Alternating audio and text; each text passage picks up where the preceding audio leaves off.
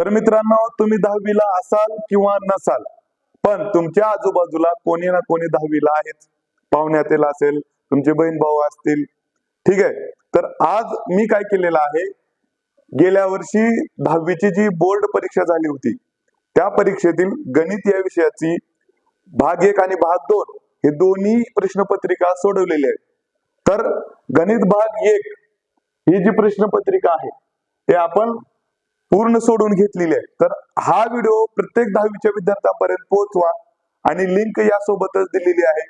Mission English या YouTube channel वरती ही जी प्रश्नपत्रिका आहे, पूर्ण प्रश्नपत्रिका सोडवून दाखवलेली आहे. त्यासोबत भूमितीची सुद्धा आहे.